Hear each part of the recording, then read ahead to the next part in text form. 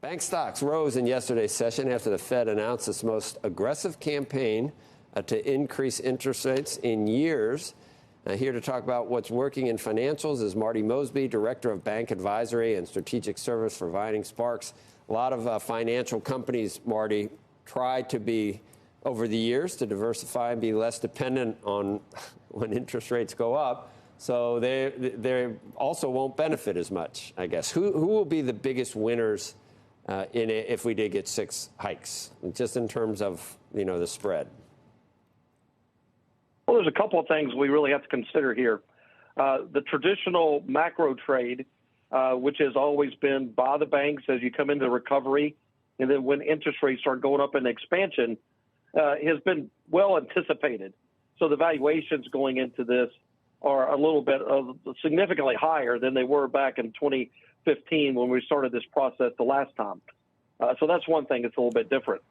With that being said, the ones that are going to do well are the ones that are just purely asset sensitive. They have the commercial and industrial. They have floating rate loans. Those are going to be things like Zions Bank. That's going to be Comerica. It's going to be First Republic. Also, you can look at the trust banks, Northern Trust, State Street, Bank of New York. Those are the ones that really benefit from the short-term interest rates going higher. And that's really where you're going to see most of the favorable impacts. What about unfavorable? I mean, it takes a while before you'd see, I don't know, trading activities or valuations. What are the ones that are where this would actually be a negative that aren't set to benefit from it? It's not as much about negative as, like you said, it's just not benefit as much. So if you look at banks that have longer-term commercial real estate or even 1 to 4 family residential, these portfolios still have to reprice lower, and the competitive loan pricing in these products is really going to hold back the benefit of the rise that we've seen in the kind of middle to back end of the curve so far. As you talk to banks, there's just not a lot of pricing, ability to move higher because there's so much liquidity in the system.